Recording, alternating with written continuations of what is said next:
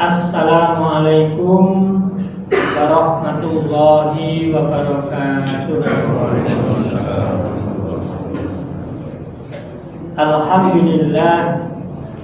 Alhamdulillahilladzi hadana li hada wa ma kunna linahtadiya laula an hadana Allah.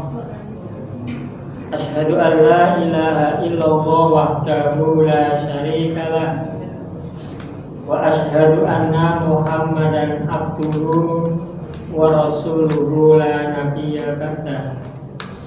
Allahumma salli wa sallim wa barik ala Muhammad wa ala alihi wa ashabihi wa man tabi'ahu bi ihsanin ila yaumil qiyamah, amma ba'd. Bapak-bapak, ibu-ibu, hadirin wal hadirat jamaah salat subuh Masjid Baitur Rahman yang berbahagia dan dirahmati Allah. Alhamdulillah, kita bersyukur kepada Allah Subhanahu wa taala pada pagi hari ini kita semua masih diberi oleh Allah kenikmatan, kesehatan, kesempatan dan juga hidayah sehingga kita bisa hadir di masjid yang kita cintai ini untuk melaksanakan sholat subuh secara berjamaah.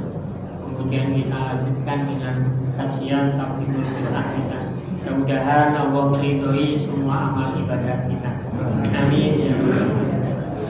Salawat serta salam semoga Allah limpahkan pada Rasulullah Muhammad sallallahu alaihi wasallam. Bapak Ibu hadirin wal hadirat yang dirahmati Allah, pada pagi hari ini kita melanjutkan Tafsirul Quran kita. Kita masuk di surat Al-A'la setelah kemarin, di bulan kemarin kita sudah menyelesaikan pemahaman kita terhadap kandungan surat Al-Ghasyiyah. Jadi kita masuk, hari ini kita masuk di surat yang ke-87, yaitu surat Al-A'la. Surat Al-A'la terdiri dari 19 ayat, di mana di dalam surat ini Allah Subhanahu wa taala berfirman, A'udzubillahi minasyaitonir rajim. Bismillahirrahmanirrahim. Sabbihisma rabbikal a'la alladzi khalaqa fasawwa walladzi qaddara fahada walladzi akhrajal mar'a faj'alahu ghusaan ahwa sanuqri'uka fala tansa illa ma sya'allah innahu ya'lamul jahra wa ma yakhfa wa nuyassiruka lil yusra fadzakir inna ba'di dzikra sayadzakkaru man yakhsha wa yatajannabuhal ashqa alladzi yaslan naral kubra summa la yamutu fiha wa la yahya qad aflaha man tazakka wa dzakara asma rabbihi fasalla bal tu'thiruna al-hayatad dunya wal akhiratu khairun wa abqa inna hadza lafis suhubil ula suhufi Ibrahim wa Musa. Ini bunyi teks surat Al-A'la ayat 1 sampai ayat 19. Nah, kemudian terjemahan dari surat ini, Sabbihisma rabbikal a'la. Sucikanlah nama Tuhanmu yang maha tinggi. Alladzi khalaqa fasawwa, yang menciptakan dan menyempurnakan penciptaannya. Walladzi qaddara fahada, dan yang menentukan kadar masing-masing dan memberi petunjuk. Walladzi akhrajal mar'a, dan yang menumbuhkan rumput-rumputan. Faja'alahu ghusaan ahwa, lalu dijadikannya rumput-rumput itu kering kehitam-hitaman. Sanuqri'uka fala tansa, kami akan membacakan Al-Quran kepadamu Muhammad, maka kamu tidak akan lupa. Illa masya Allahu innahu ya'lamul jahra wa ma yakhfa, kecuali kalau Allah menghendaki, sesungguhnya Dia mengetahui yang terang dan yang sembunyi. Wa nuyassiruka lil yusra, dan kami akan memberi kamu taufik kepada jalan yang mudah. Fadzakir inna ba'did dzikra, oleh sebab itu berikanlah peringatan, karena peringatan itu bermanfaat. Saya dzakkaru may yakhsha, orang yang takut kepada Allah akan mendapatkan pelajaran. Wa yatajannabuhal ashqa, orang-orang yang celaka, orang kafir akan menjauhinya. Alladzi yaslan narul kubra, yaitu orang yang akan memasuki api yang besar, yaitu neraka. Tsumma la yamutu fiha wa la yahya, kemudian dia tidak mati di dalamnya dan tidak pula hidup. Qad aflaha man tazakka, sesungguhnya beruntunglah orang yang membersihkan diri dengan beriman. Wa dzakara asma rabbihi fasalla, dan dia ingat nama Rabbnya lalu dia sholat. Bal tu'thiruna al-hayatad dunya, tetapi kamu orang-orang kafir memilih kehidupan duniawi. Wal akhiratu khairu wa abqa, sedang kehidupan akhirat adalah lebih baik dan lebih kekal. Inna hadza fis suhubil ula, sesungguhnya ini benar-benar terdapat dalam lembaran kitab-kitab yang dahulu. Suhufi Ibrahim wa Musa, yaitu lembaran kitab Ibrahim dan Musa. Nah, ini bapak-bapak, ibu-ibu, saudara, bunyi teks dan terjemahan dari surat Al-A'la. Nah, kemudian terkait tentang identitas atau nama surat ini. Surat ini dinamakan Al-A'la, yang diambil dari kata yang terdapat di dalam ayat pertama, ayat 1, yaitu Sabbihisma rabbikal a'la. Kata Al-A'la mempunyai makna dasar tinggi, ya, sehingga ketika Al-A'la itu digunakan untuk menyebut sifat dari Allah, maka Al-A'la artinya yang maha tinggi atau yang paling tinggi. Selain disebut surat Al-A'la, surat ini juga biasa disebut dengan nama surat Sabbihis atau Sabbihisma, karena surat ini diawali dengan kalimat Sabbihis, sehingga kadang ya lebih populer malahan nama Sabbihisma. Kayak surat Al-Insyirah itu sering disebut dengan nama surat Alam Nasroh. Jadi kalau disuruh baca, coba dibacakan surat Al-Insyirah, itu banyak yang nggak tahu. Surat Al-Insyirah itu yang mana Pak ya? Oh itu loh, Alam Nasroh. Oh iya, kalau Alam Nasroh saya tahu. Jadi nama surat itu lebih populer disebut dengan awal dari nama surat Alam Nasroh. Nah ini juga begitu, Sabbihisma atau surat Sabbihis. Nah, kronologi turunnya surat, terkait dengan kronologi turunnya surat Al-A'la ini, jumhur ahli tafsir sepakat ya, menyatakan bahwa surat ini termasuk surat Makkiyah, yaitu surat yang diturunkan sebelum Rasulullah berhijrah ke kota Madinah. Meskipun ada sebagian kecil dari para ahli tafsir yang mengatakan surat ini surat Madaniyah ya, karena ada ayat yang membicarakan tentang tazakka dan fasola. Qad aflaha man tazakka wa dzakara isma rabbih fasola. Nah, karena tazakka itu dikaitkan dengan zakat, dan fasola itu dikaitkan dengan sholat ya, syariat tentang zakat, pembersihan harta dan pembersihan jiwa itu turun di periode Madinah. Kalau sholat masih turun di periode Makkah, tapi ya karena ada dua ayat itu zakat dan sholat, sehingga ayat ini atau surat ini surat Madaniyah. Karena kalau di Makkah itu nggak ada persoalan zakat. Kalau persoalan infak ya, tapi zakat itu adanya di Madinah.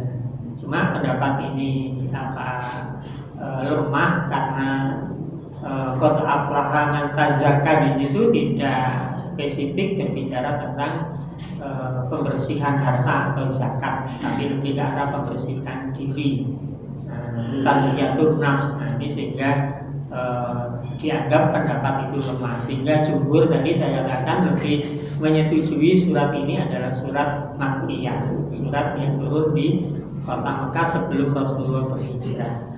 Secara kronologisnya surat ini turun sesudah surat At-Takwir, sebelum surat Al-Lail. Sehingga kalau diurut kronologinya, surat ini turun pada urutan ke-8. Jadi termasuk surat yang awal. Ya, ada yang menyebut bahkan surat urutan ke-7 gitu ya. Jadi periode-periode awal turunnya surat ini. Maka nanti ya berbicara tentang fasolah tadi ya, ataupun juga qad aflaha man tazakka wa dzakara ismallahi fasolah. Nah, ternyata di periode Mekah awal saja itu kata sholat itu sudah ada. Berarti sholat itu sebenarnya sudah ada sejak Rasulullah itu diutus menjadi nabi dan rasul. Termasuk di surat Al-Alaq, surat yang pertama itu juga ada kata sholat di dalamnya itu. Ketika Rasulullah sholat diganggu oleh Abu Jahal, sehingga ada di dalam surat Al-Alaq itu. Jadi sejak periode awal itu sudah ada sholat. Cuma sholatnya bagaimana? Nah, ini nanti akan kita bahas ketika kita sampai pada ayat tersebut. Bagaimana sebenarnya kronologi atau sejarah turunnya sholat itu, perintah sholat itu. Nah, ketika di periode Mekah itu sholatnya kayak apa? Nah, apakah sama dengan sholat kita seperti saat ini? Nah, itu perlu nanti kita tahu. Kita perlu kumpulkan ayat-ayat Makkiyah yang berbicara tentang sholat itu apa maknanya. Nah, kemudian ayat-ayat Madaniyah tentang sholat itu seperti apa. Nah, insya Allah nanti ketika sampai pada ayat tersebut. Nah, sementara di dalam susunan Mushaf Utsmani, ya, surat Al-A'la, keliru Al-Insyirah tadi kan disebut Al-Insyirah tadi ini. Surat Al-A'la ini diletakkan di nomor urut ke-87 sesudah surat At-Tariq. Jadi meskipun turunnya di awal, tapi di sini diletakkan pada nomor urut yang agak akhir 87. Karena memang penempatan nomor surat itu di dalam mushaf itu sekali lagi saya sampaikan tidak berdasarkan kronologi turunnya surat. Nah, kemudian apa asbabun nuzul dari surat Al-A'la ini? Ya, berdasarkan apa itu cerita dari sahabat Abdullah ibnu Abbas yang disebutkan bahwa di satu kesempatan ya, ketika Rasulullah SAW itu menerima wahyu dari malaikat Jibril sebelum turunnya surat ini, maka beliau mengulang-ulang bacaan Al-Quran yang beliau terima. Mengapa beliau mengulang-ulang? Beliau khawatir nanti lupa. Nah, kayak kita ini kan, kalau habis sampai itu baca ini ingin menghafal kan kita ulang. Nah, Rasulullah manusiawi gitu ya. Artinya memang sesuai dengan ya apa itu kapasitas daya ingat manusia, maka kalau ingin menghafal sesuatu ya diulang-ulang kan. Kita pun juga gitu, baca diulang, biar nggak hilang. Kalau hanya sekali baca terus selesai ya nggak hafal. Ya. Karena kita bukan robot, bukan komputer, tapi diulang. Nah, nanti sedikit ingatin. Nah, Rasulullah begitu khawatir nanti lupa, maka beliau ulang-ulang. Nah, karena beliau Nabi dan Rasul, ya maka Allah memberi janji, menyatakan bahwa nggak usah seperti itu. Kenapa?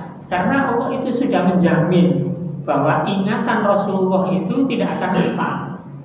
Ya, maka turunlah ayat yang ke-6 dari surat ini. Allah menyatakan sanuqri'uka fala tansa. Jadi kami akan membacakan Al-Quran kepada engkau Muhammad, maka kamu tidak akan lupa. Jadi sekali dibacakan kepada Rasulullah, itu sudah langsung terpatri di dalam daya ingatan Rasulullah. Nah ini bedanya dengan kita. Jadi Rasulullah itu sekali diberi bacaan Quran oleh malaikat Jibril itu ya langsung ingat terus, sudah langsung terpatri di daya ingatan. Nah, maka beliau itu diberi diberi gelar atau sifat, diberi sifat apa? Yaitu fatona. Ya, beliau itu cerdas dan kecerdasannya itu yang melebihi kecerdasan manusia yang paling cerdas. Nah, jadi karena beliau Rasul, kalau Rasul terus lupa, nah nanti jadi masalah. Ya, Rasul kok lupa itu kan jadi masalah. Makanya oleh Allah diberi sifat fatona, cerdas itu, dan kecerdasannya itu sangat kuat. Sehingga beliau begitu diberi wahyu langsung, meskipun ya Rasulullah itu juga selalu mentadarusi Al-Quran, selalu membaca ulang. Ya, di setoran hafalan beliau itu selalu dilakukan kepada malaikat Jibril di bulan Ramadan itu. Jadi sambil didampingi malaikat Jibril, apa yang sudah diturunkan itu dibaca beliau, kemudian dikoreksi oleh malaikat Jibril kalau ada yang keliru. Makanya kalau kita baca Al-Quran, meskipun kita sudah hebat, sudah ini, bahkan yang sudah hafal, hafidah itu pun juga tetap ketika membaca itu diusahakan ada yang menyimak. Jangan baca sendiri. Ya, karena kalau nanti baca sendiri kok lupa, ada yang terlupakan, nanti itu jadi kurang sempurna. Itu etika membaca Al-Quran itu sebenarnya begitu. Tapi kita kadang-kadang merasa sudah paling bisa, nggak perlu ada orang lain. Nah, bapak-bapak, ibu-ibu, itu asbabun nuzulnya dari surat Al-A'la. Nah, kemudian apa keistimewaan dari surat Al-A'la ini? Selain isinya yang memerintahkan agar manusia, khususnya umat Islam, itu agar mensucikan, agar mensucikan Allah Subhanahu wa Ta'ala. Habis baterainya. Bahwa Rasulullah tidak akan lupa dengan wahyu yang diterimanya sepanjang hayatnya karena selalu dijaga oleh Allah. Jadi jaminan yang diberikan oleh Allah tadi itu, oleh karena itu Rasulullah sangat menyukai surat ini. Jadi surat ini sangat disukai oleh Rasulullah. Nah, wujud suka cintanya Rasulullah terhadap surat ini dibuktikan dalam kesehariannya. Ya, di mana beliau suka membaca surat ini di beberapa kali kesempatan beliau sholat. Nah, di antaranya sholat yang di dalamnya Rasulullah itu sering membaca surat ini, Al-A'la ini, adalah ketika beliau sholat zuhur. Ya, jadi ini yang menarik ya, sholat zuhur. Meskipun sholat zuhur ini ada beberapa hadis itu sahabat itu ada yang membaca surat Al-A'la ini, kemudian Rasulullah mendengar, beliau sangat mengapresiasi apa yang dilakukan oleh sahabat itu. Ini takdirnya Rasulullah. Atau beliau sendiri kemudian juga membaca surat Al-A'la ini. Nah, ada satu yang menarik ya, ketika Rasulullah itu membaca surat Al-A'la ini, kok sahabat tahu? Kok sahabat tahu kalau Rasulullah itu membaca surat Al-A'la? Dari mana tahunya? Karena Rasulullah membacanya secara jahar. Nah, coba kalau kita sholat zuhur jenengan jaharkan, geger gitu. Ini mimpi apa ngelindur di sholat zuhur kok jahar. Padahal Rasulullah itu beberapa kali beliau sholat zuhur itu jahar. Ya, tapi ya fikih kemudian, jadi fikih para ahli fikih itu bersepakat. Jadi sebenarnya sholat zuhur kita itu jahar sir itu kesepakatan para ahli fikih. Ahli fikih bersepakat sholat zuhur asar itu sir, jangan dijaharkan. Padahal Rasulullah ada kalanya jahar, ada kalanya sir. Bahkan ya sholat isya itu, ya sholat isya itu Rasulullah itu jahar keempat-empatnya. Nah, kita jahar separuh, sir separuh. Itu juga kesepakatan para ahli fikih. Kalau kita lihat hadisnya, Rasulullah itu ada kalanya memperdengarkan, bacaan di rakaat ketiga dan empat. Ada kalanya, memang tidak selamanya. Jadi Rasulullah itu kalau sir, ya sir semua. Kalau jahar, ya jahar semua. Di dalam beberapa hadis itu begitu tentang kaifiah sholat. Tapi para ulama sudah membuat kesepakatan tadi, dan kita ikut kesepakatan ulama itu, ya sudah lah. Mau jahar atau sir, jahar separuh, sir separuh, ya sudah. Yang penting sholat itu dijalankan. Nah, kenapa Rasulullah itu jahar? Untuk memberi pelajaran, memberi pelajaran pada kita. Bahkan yang dijaharkan Rasulullah itu, mohon maaf, itu doa-doa semuanya itu dijaharkan loh Pak. Ruku itu dijaharkan. Beliau ketika ruku, kata Ibunda Aisyah, apabila Rasulullah itu ruku, beliau membaca Subhanakallahumma rabbana wa bihamdika. Dari mana Ibunda Aisyah itu tahu Rasulullah kalau ruku baca itu? Karena dikeraskan. Ketika beliau itidal, beliau membaca Rabbana lakal hamdu. Kenapa kok tahu? Ya karena dikeraskan, dijaharkan. Begitu juga ketika sujud, semua bacaannya itu lah. Untuk apa Rasulullah menjaharkan? Untuk memberikan pelajaran. Kalau beliau tidak menjaharkan, sahabat nggak ada yang tahu yang dibaca Rasulullah ini apa. Kecuali kalau doa kita Allahumma baik ini memang tidak beliau jaharkan. Makanya sahabat Abu Hurairah bertanya, ya Rasul, tadi setelah engkau bertakbir, sebelum engkau membaca Al-Fatihah, engkau diam.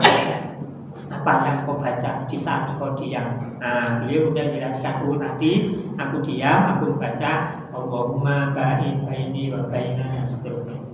Itu karena Rasulullah diam. Tapi yang lain dibaca oleh Rasulullah. Nah, ini kan kaitannya dengan sholat. Sehingga tahu, yang dibaca surat Al-A'la. Begitu juga di sholat Jumat. Nah, kalau sholat Jumat kan jahar. Ya, jelas ini bisa kita. Sholat witir itu pun juga jahar, dan sholat 2 hari raya. Jadi surat Al-A'la ini menjadi surat populer atau surat yang disukai tadi oleh Rasulullah, sehingga di dalam beberapa sholat beliau itu beliau baca. Bahkan di hadis yang lain sholat maghrib itu juga Rasulullah pernah baca surat Al-A'la. Nah, inilah bapak-bapak, ibu-ibu, keistimewaan dari surat Al-A'la. Jadi surat yang sering dibaca oleh Rasulullah di dalam ibadah sholatnya. Nah, sekarang kita masuk ke pembahasan memahami ayatnya. Kita lihat di ayat yang pertama, Allah berfirman dari Sabbihisma rabbikal a'la. Sucikanlah nama Rabbmu yang maha tinggi. Kata sabbihi atau sabbaha dalam bahasa Arab diambil dari kata tasbihu yang artinya mensucikan. Ada banyak kata mensucikan di dalam Al-Quran dengan berbagai sigot, seperti bentuk fi'il mudhari dari yusabbih, bentuk fi'il amr ya sabbih, ya bentuk fi'il madhi sabbaha, bahkan bentuk isim masdar juga subhana. Semuanya dalam rangka untuk mensucikan Allah. Hal ini karena Allah adalah zat yang berhak untuk disucikan dari perkataan mulhidin. Mulhidin itu orang yang kafir, ya, orang yang berbuat maksiat atau orang yang suka berbuat dosa.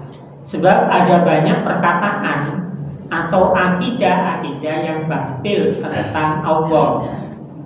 Ya, jadi sebelum surat ini turun itu banyak anggapan, banyak pandangan yang batil tentang Allah, yang tidak benar, ya, mengatakan Allah. Sehingga Allah memerintahkan pada Rasulullah SAW dan umat Islam pada saat itu, ya, untuk mensucikan Allah dari sifat-sifat yang tidak pantas itu.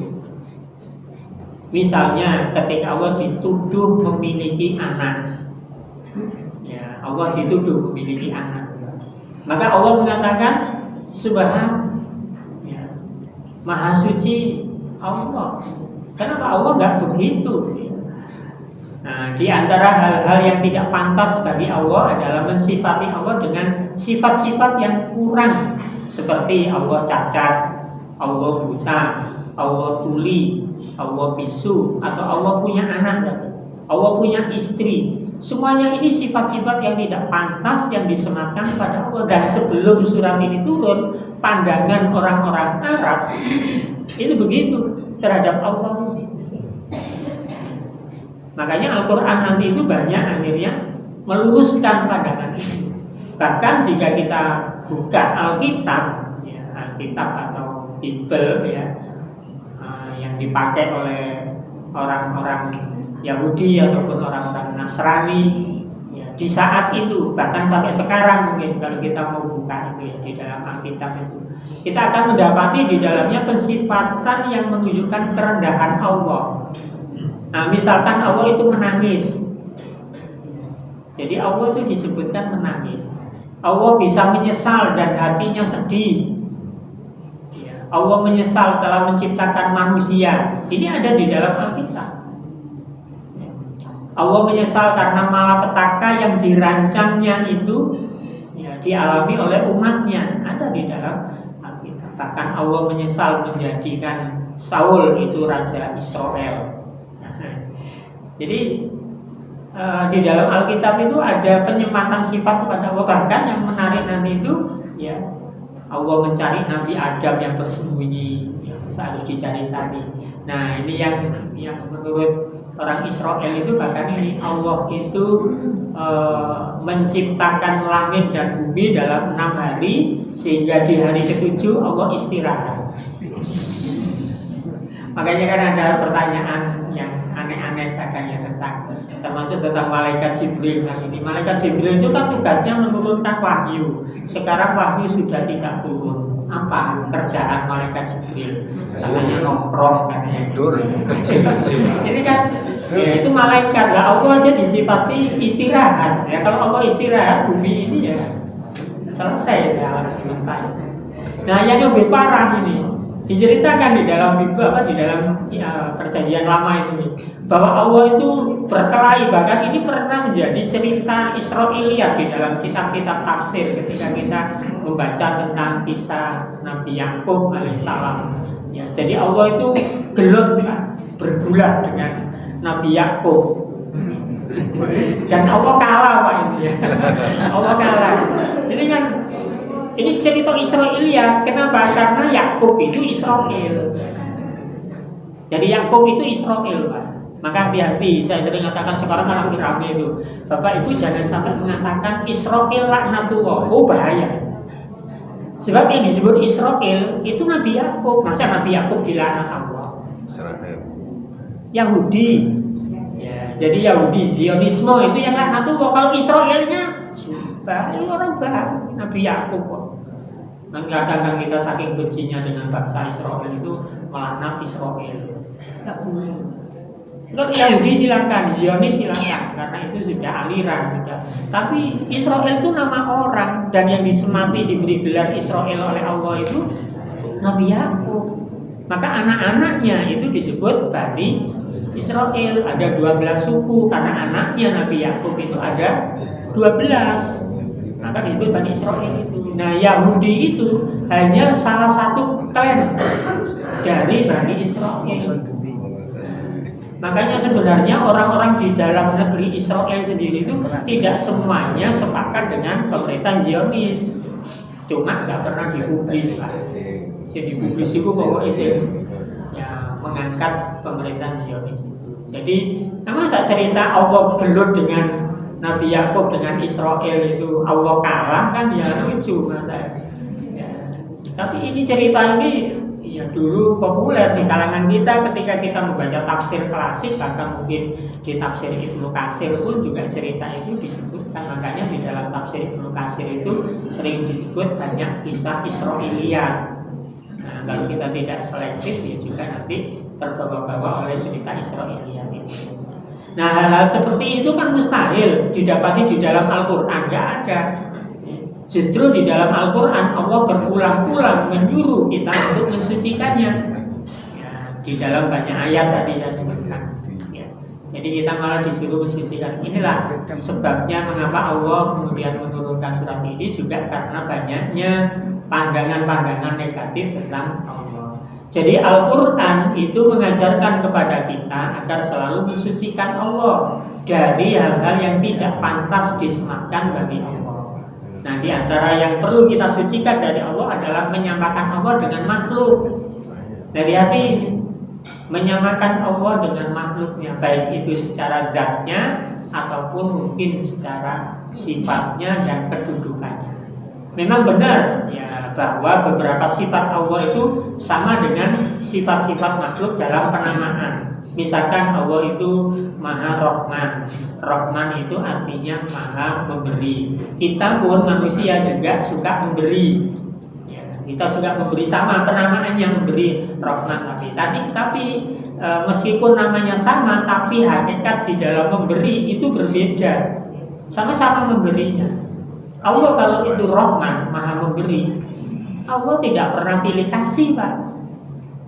Memberinya Allah itu tidak pernah pilih kasih. Ini jenengan kan pilih-pilih. Sopo sing arep dikei dicateti sing iko ngopo biar berjasa terhadapku. Masing iko dikei iku karena kasihnya. Macam-macam dipilih-pilih. Tidak satu kampung dipilih semua, dikasih semua, enggak dipilih-pilih. Oh, undangi teguran wae pilih-pilih. Soalnya Rano. Jadi kita kalau kasih, tapi kalau Allah Pak ngasih itu nggak pernah pilih kasih, semuanya dikasih. Orang yang musyrik ya dikasih, orang yang kafir ya dikasih, orang yang beriman ya dikasih, dan ngasihnya juga sama. Sugih ya dikasih, miskin ya dikasih, semuanya dikasih. Apa yang diberikan oleh Allah kepada manusia yang tidak pilih kasih? Oksigen misalkan. Apa oksigennya Allah itu hanya oksigen ini khusus orang-orang yang beriman yang suka sholat. Yang nggak suka sholat nggak dikasih oksigen. Bablas kan? Dengan orang musyrik kan juga menghirup oksigen. Air. Loh, air itu punyanya Allah. Siapa yang boleh minum air? Semuanya boleh. Semaksiat apapun tetap boleh minum airnya Allah karena Allah Maha Rahman. Nah itulah beda. Sama-sama memberi, tapi memberinya Allah itu nilainya berbeda dengan memberinya kita. Nah inilah. Jadi karena itu sebenarnya kita kalau berbicara tentang nama-nama Allah itu, sifat-sifat Allah itu, kita sebagai manusia ini diarahkan untuk kalau bisa bersifatlah seperti Allah itu. Meskipun tidak mungkin, tapi kita meniru sifatnya Allah. Allah itu Ghafur, Maha Pengampun. Maka kita juga harus suka mengampuni orang yang berbuat salah. Ketika ada orang berbuat salah kepada kita, minta maaf, minta ampun, ya harus kita ampuni. Jangan dendamnya berkelanjutan. Kadang kan kita dendamnya berkelanjutan nggak selesai-selesai. Allah itu Latif, Maha Lembut. Maka sikap kita dalam hidup itu ya yang lemah lembut, jangan kasar. Ya, wah itu wataknya banget ini ya sudah kalau wataknya. Tapi watak orang itu mungkin kasar, tapi hatinya lembut, itu berbeda. Nah, jadi maksudnya itu kita diajari untuk tirulah sifat-sifat Allah itu dalam kehidupan sehari-hari. Nah, itu jadi memang nama bisa sama, tapi dalam kaitannya dengan hakikat dari sifat itu berbeda. Makanya Allah itu tidak sama, laisa kamitslihi syai'un. Ya. Jadi tidak ada sesuatu pun di muka bumi atau di dunia, di alam ini yang serupa dengan Allah, wa huwas samiul basir, dan dia Maha mendengar lagi Maha melihat. Nah, bapak-bapak, ibu-ibu, hadirin wal hadirat yang dirahmati Allah, Allah mendengar dan juga melihat, akan tetapi pendengaran dan penglihatan Allah itu berbeda dengan kita makhluk. Penglihatan manusia sangat terbatas. Begitupun pendengarannya. Apabila ada 5 orang yang berbicara secara bersamaan, niscaya dia tidak akan bisa konsentrasi mendengarkannya. Mana yang mau dipilih? Tapi Allah bisa. Nah, coba ada 5 orang ngomong bareng, kita kan bingung sing di rumah ini. Berbeda dengan penglihatan dan pendengaran Allah. Pendengaran Allah meliputi segala sesuatu di alam semesta ini. Demikian juga dengan penglihatan dan ilmunya. Manusia berilmu, Allah juga berilmu. Akan tetapi ilmu Allah tidak bisa dibandingkan dengan ilmu manusia yang penuh dengan kekurangan. Makanya kalau punya ilmu pinter jangan takabur, karena masih ada yang lebih pinter, bahkan jauh di atas kepintaran manusia. Sesuatu yang melekat di dalam manusia saja tidak ada seorang pun yang bisa mengetahui hakikatnya. Apa? Ruh. Nah, kita kan nggak tahu wujudnya ruh kayak apa. Hanya bisa merasakan ada roh di dalam dirinya, tapi wujudnya kayak apa? Ya, kecuali kalau di dalam film. Di dalam film kan roh itu keluar dari tubuh manusia bentuknya asap, warnanya biru, nah, itu masuk botol, terus ditutup nggak bisa keluar. Nah, kan itu, yaitu film gambaran sutradara menghayal, roh itu begitu. Seandainya ada 1000 orang yang berbicara tentang roh, maka akan ada 1000 penafsiran tentang. Kan tidak ada yang tahu hanya mengira-ngira roh itu seperti ini. Itu satu contoh saja. Oleh karena itu tidak boleh terbesit di dalam benak kita bahwasanya sifat Allah sama hakikatnya dengan sifat manusia, meskipun namanya sama. Contoh lain, Allah punya tangan, maka kita tidak boleh di dalam pikiran kita itu terbesit dalam benak kita bahwasanya tangannya Allah itu sama kayak tangan kita. Maka dulu ada aliran Mujassimah, aliran yang menjisimkan bahwasanya ya anggota tubuhnya Allah itu sama dengan anggota tubuh manusia. Nah, jadi ada dulu yang mengatakan begitu. Ya mungkin tangan manusia kok sama kayak tangannya Allah. Ya. Maka di sini disebutkan dalam salah satu ayat misalkan, wa ma qadarullaha haqqa qadrihi wal ardu jami'an faqdaruhu yaumal qiyamati was samawati matwiyatun biyamini subhanahu wa ta'ala amma yusyrikun. Pakai kata subhanallah. Dan mereka tidak mengagungkan Allah sebagaimana mestinya, padahal bumi seluruhnya dalam genggamannya pada hari kiamat dan langit akan digulung dengan tangan kanannya. Nah, kalau tangannya diibaratkan seperti tangan manusia, mana mampu menggulung bumi dan langit. Maka maha suci dan yang maha tinggi dari apa yang mereka persekutukan. Maka ketika ada yang mengatakan Allah tangannya seperti makhluknya, subhanallah, maha suci Allah dari hal seperti itu. Nah, dan kaidah tersebut berlaku untuk seluruh sifat-sifat Allah. Oleh karena itu, barang siapa yang menyamakan antara sifat Allah dengan sifat makhluk, maka ia telah terjerumus dalam kesyirikan. Inilah makna dari ayat ini, yaitu agar kita mensucikan Allah dari sifat-sifat yang tidak pantas bagi Allah dan dari penyamaan antara sifat Allah dengan sifat makhluk. Nah, jadi ayat pertama ini menanggapi pandangan-pandangan yang dulu bermunculan di kalangan orang-orang Arab Mekah, bahkan termasuk tadi di dalam kitab-kitab dahulu, ya, kitab yang disimpangkan. Ya. Jadi kan di saat Islam turun itu kan yang namanya perjanjian lama, perjanjian baru atau Taurat dan Injil yang diturunkan kepada Nabi Musa dan Nabi Isa itu kan sudah banyak perubahan, banyak dirubah. Makanya Quran banyak mengkritisi itu karena banyak perubahan-perubahan. Nah, termasuk dalam hal pensifatan Allah kan. Nah, kemudian Isma Rabbika, nama Rabbmu. Siapa Rabb yang dimaksud di ayat ini? Tadi kan sucikanlah ya. Nama Rabbmu. Dia adalah zat yang maha menciptakan, maha mengatur, maha memelihara, maha memenuhi kebutuhan hidup makhluknya, maha mendidik. Nah, zat yang berkedudukan seperti itu tidak lain adalah Allah Subhanahu. Maka di ayat ini disebutkan inna rabbukumullahu. Sesungguhnya Rabbmu yang tadi, yang mencipta, yang mengatur, yang memelihara, memenuhi kebutuhan, itu adalah Allah Subhanahu wa Ta'ala. Jadi tegas ayat ini menyatakan inna rabbakumullah. Rabbmu itu adalah Allah, bukan yang lain. Nah, maka Allah itu nama yang agung, nama yang sangat tinggi, ya, yang tidak bisa diganti dengan nama apapun. Maka kalau menyebut Allah itu ya sebutlah Allah, tidak karena nasionalismenya tinggi terus Allah itu diganti dengan yang maha kuasa. Kadang banyak umat Islam itu yang alergi, Pak, menyebut nama Allah. Padahal dia umat Islam tapi alergi menyebut Allah itu. Padahal itu Allah itu nama yang diberikan oleh Allah sendiri. Dan nama itu nama agung yang tidak bisa diganti dengan nama apapun. Coba di dalam azan itu, nggak bisa kata Allah itu diganti dengan Rahman, Rahim atau apa itu Ghafur atau apa. Allah ya, maka sebut nama Allah baru kemudian sifatnya. Allah yang maha kuasa. Jangan hanya yang maha kuasa. Nanti nama Allah itu lama-lama hilang, nggak disebut akhirnya ketika diganti. Kalau bahasa Indonesia ya nggak usah disebut nama Allah. Allah itu kan bahasa Arab kan, jadi yang repot di masyarakat kita. Kadang ya kita ikut-ikutan seperti itu. Nah, kemudian Al-A'la yang maha tinggi. Kemudian di ayat ini disebutkan bahwa di antara sifat Allah itu adalah maha tinggi. Ada banyak dalil ayat Al-Quran yang menyebutkan dan menunjukkan kemahatinggian Allah. Allah maha tinggi dalam 3 perkara. Allah maha tinggi dalam 3 perkara. Pertama, Allah maha tinggi sifat-sifatnya, yaitu sifat-sifat Allah semuanya adalah sifat-sifat yang sempurna.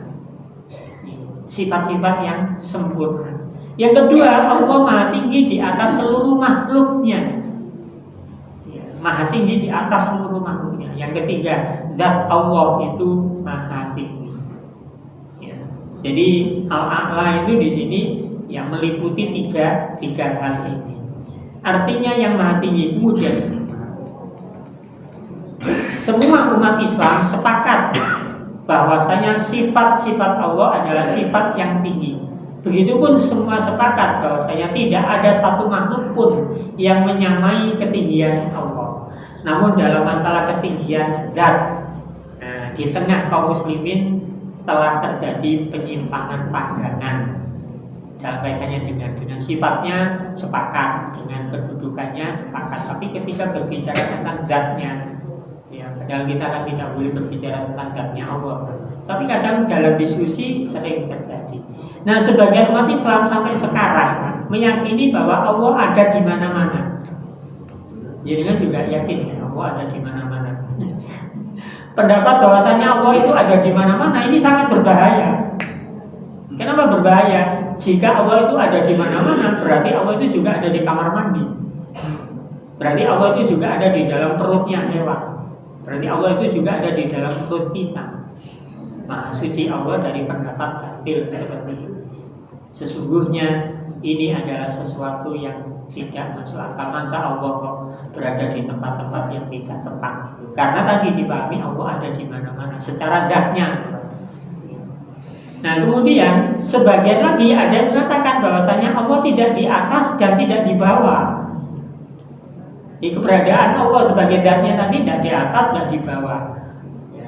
Seorang filosof itu kadang mengatakan begitu. Lantas Allah di mana? Jika tidak di atas, tidak pula di bawah. Kira-kira yang seperti ini akan berkonsekuensi bahwa Allah itu ya tidak ada. Nggak ada di atas, nggak ada di bawah, berarti nggak ada.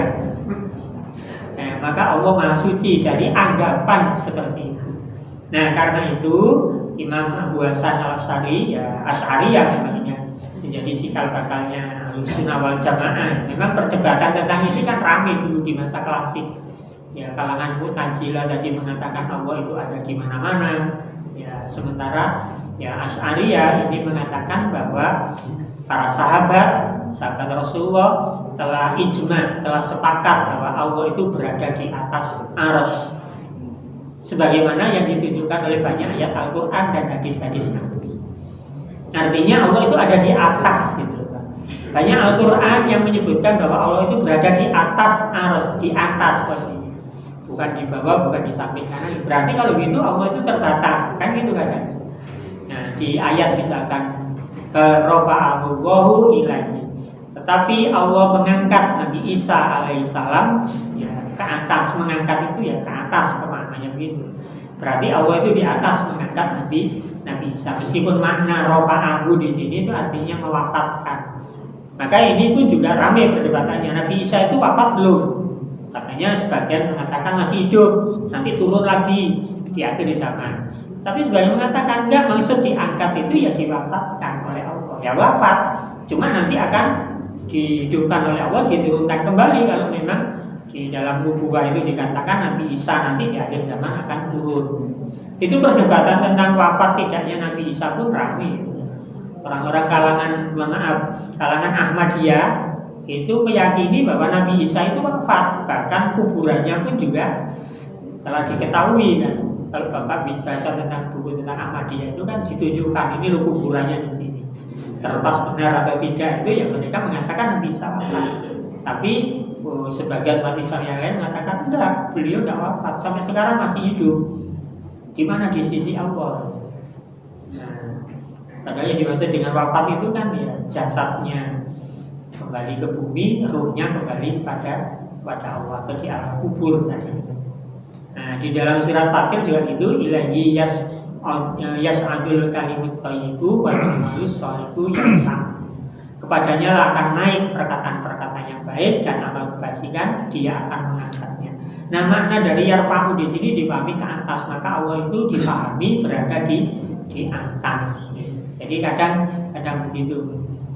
Nah, di surat Al-Baqarah ini ayat 116 Allah menyatakan wa qalu ta'budahu wa la subhana ballahu ma fis samawati wal ard kullun lahu qanitun. Mereka orang-orang kafir berkata Allah punya anak, maha suci Allah. Bahkan apa yang ada di langit dan di bumi adalah kepunyaannya, semua tunduk kepadanya.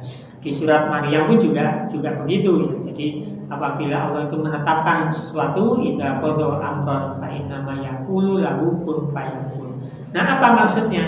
Dari ayat itu Bapak Ibu bisa kita pahami bahwa kekuasaan Allah itu maha tinggi dan Allah itu berada di atas, ya Allah itu meliputi segala-galanya. Maka ayat tadi menjelaskan kepada kita sabbihis rabbikal a'la, sucikanlah Rabbmu yang maha tinggi kedudukannya, yang maha tinggi keberadaan zatnya, ya, yang maha tinggi apa sifat-sifatnya.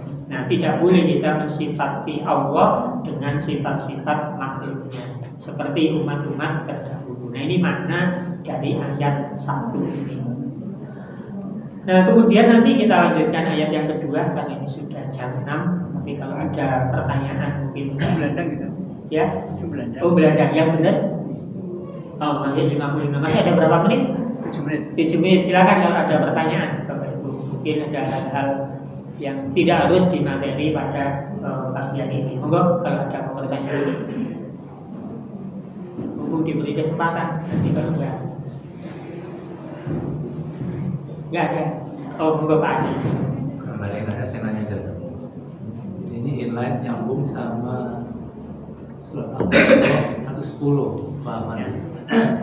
Jadi terkait sama surat Jahar tadi. Ada memang kan di Al-Quran disebutkan juga kita sholat itu nggak boleh terlalu keras suaranya dan juga tidak boleh terlalu pelan. Ini berarti memang menjawab yang tadi Pak Ahmad disampaikan apa namanya sebelum pernah sholat zuhur dijaharkan. Itu ya menurut saya yang memang nyambung dengan ayat itu begitu. Apalagi tadi yang ada menarik tuh apa ulama kok sepakat dengan sesuatu yang beda begitu. Mungkin bisa diceritakan tuh dasarnya apa ya begitu. Satu, kedua barangkali umat juga perlu disampaikan bahwa di Al-Quran memang tadi Al-Isra 110 bisa dilihat tadi. Kedua juga rupanya di hadis juga ada begitu. Hal ini nggak pernah disampaikan Pak. Iya. Terakhir mungkin kita juga harus ingat ada 3 ayat seingat saya 2, 13, 3, 19. Satu lagi lupa saya tadi pagi saya baca itu bahwa memang yang berselisih itu sebenarnya orang-orang pinter. Iya. Ini yang apa yang mungkin jangan dikupas di forum pengajian mungkin gitu Pak. Iya. Ya, sudah. Ya. Baik, jadi memang tentang jahar dan sirnya sholat itu ya tadi saya sampaikan. Kalau kita baca hadis Nabi, ya itu akan menemukan ternyata Nabi itu ya dalam membaca sholat itu kalau jahar ya jahar semua, kalau sir ya sir semua, tidak memang separuh-separuh, separuh jahar separuh sir. Cuma memang kenapa para ahli fikih itu menyepakati seperti itu ya, ya pandangan ahli fikih itu memang berbeda-beda dan selama ini saya belum pernah mendapati ada ahli fikih yang punya pandangan seperti hadis Nabi tadi. Makanya kesepakatan para jumhur ahli fikih itu lebih ke arah ya kalau zuhur itu sudah disepakati sir tidak boleh jahar, bahkan sampai begitu Pak. Nah, apa dasarnya? Saya juga nggak tahu apa dasarnya. Ya, kadang memang banyak memang ahli fikih itu mungkin situasi kondisi di mana si ahli fikih ini berada. Ya, kok sangat dipengaruhi itu Pak.